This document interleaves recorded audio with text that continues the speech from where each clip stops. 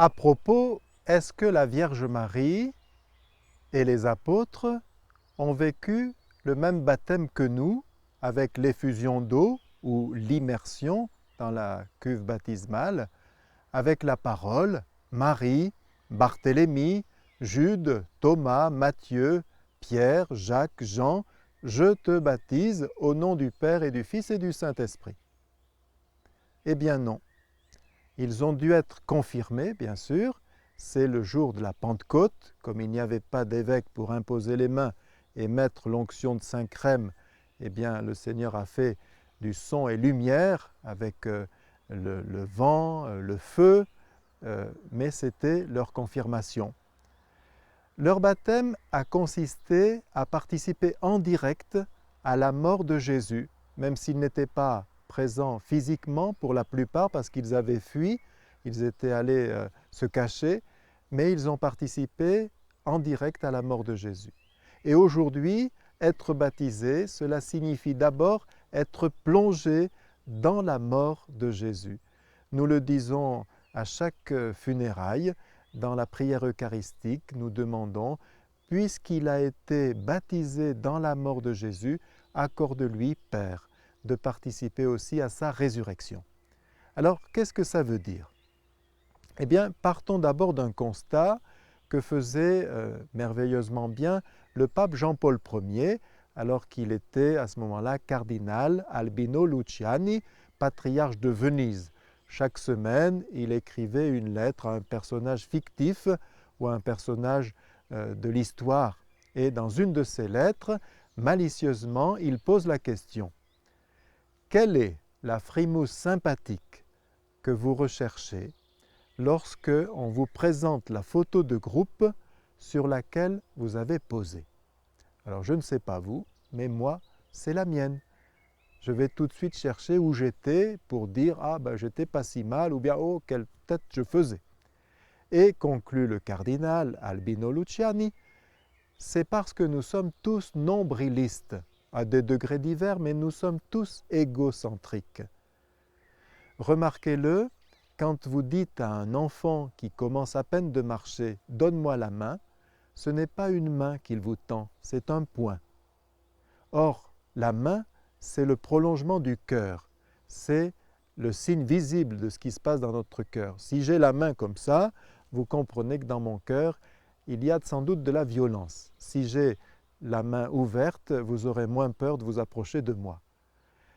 L'enfant présente donc un point parce qu'il est replié sur lui-même. Et c'est très important pour sa croissance. Il a besoin, pour s'accrocher à la vie, de savoir qu'il est le centre du monde, qu'il est le nombril du monde, qu'il est la prunelle des yeux de ses parents. Mais il va falloir qu'il n'en reste pas là. Et l'éducation consiste à le sortir de lui-même, à l'aider à s'ouvrir. Les fleurs le font naturellement au soleil chaque jour. Nous, ça ne nous est pas naturel parce que nous sommes marqués par le péché originel qui nous vrille. En effet, il a une force centripète qui nous centre sur nous et une force centrifuge qui nous descend, qui nous éclate. Et nous sommes comme vrillés.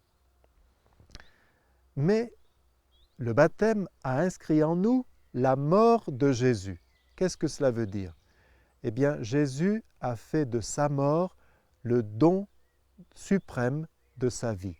Il le dit dans l'Évangile selon saint Jean, ma vie, nul ne la prend. C'est moi qui la donne. Personne ne me l'enlève. Je la donne de moi-même. Ses ennemis croyaient la lui prendre et lui, il la donne. Ceci est mon corps livré pour vous. Ceci est mon sang versé pour vous. Jésus n'est pas mort, disait un de mes professeurs, il a donné sa vie. Et le baptême inscrit en nous ces deux ressorts, la capacité d'aimer et la capacité de nous laisser aimer. À chacun après de le faire suivant sa situation de vie, sa vocation. Les parents ont bien l'occasion, quand il faut se lever la nuit pour calmer un enfant, pour le rassurer, pour changer des couches, pour donner un biberon. Dans leur travail, quand il faut accomplir bien son devoir d'État alors qu'il y a quantité de contrariétés. Et puis en tant que priant, quand il faut brûler gratuitement du temps pour le Seigneur. Voilà, petit à petit, nous ouvrons à Dieu, nous nous ouvrons aux autres, nous nous ouvrons à l'amour. L'une de vous, qui est jeune institutrice en institution privée catholique hors contrat, m'a envoyé ce beau témoignage. Chaque année, pour Toussaint, elle emmène les enfants de sa classe à un colloque qui s'appelle « Enfance et sainteté ». Elle me dit malicieusement, voilà, j'emmène mes 15 enfants dans ma valise, mes 15 futurs saints. Et ce jour-là, cette année-là, elle les avait emmenés à Lisieux. Le colloque avait lieu à Lisieux. Et il y avait, parmi les 15, un enfant très replié sur lui-même. C'était vraiment le monsieur moi-je de la classe, entre autres parce qu'il avait des problèmes en famille. Et voilà que ce garçon, juste avant que ne commence la soirée présentée par les enfants, va tout près de la chasse des reliques des bienheureux Zélie et Louis Martin, les parents de Sainte Thérèse de l'Enfant Jésus. Il reste là plusieurs minutes, un petit peu recroquevillé sur lui-même, mais quand elle est allée le rechercher, il n'était plus le même. Et il lui a dit « Maîtresse, j'ai compris que pour être élevé, il fallait se faire tout petit. J'ai compris ce que vous nous aviez dit l'autre jour de Jésus qui disait « Qui s'abaisse sera élevé ». Moi, je veux être grand, alors je me fais tout petit. » Et il disait aussi « À la maison, c'est pas ça, mais ici, je suis tellement, tellement heureux. »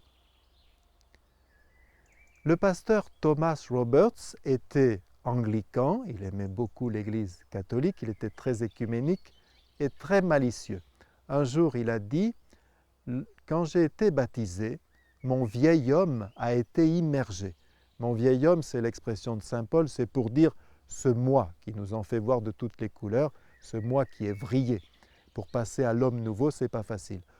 J'ai compris que mon vieil homme a été immergé, mais je me suis rendu compte très vite qu'il savait nager.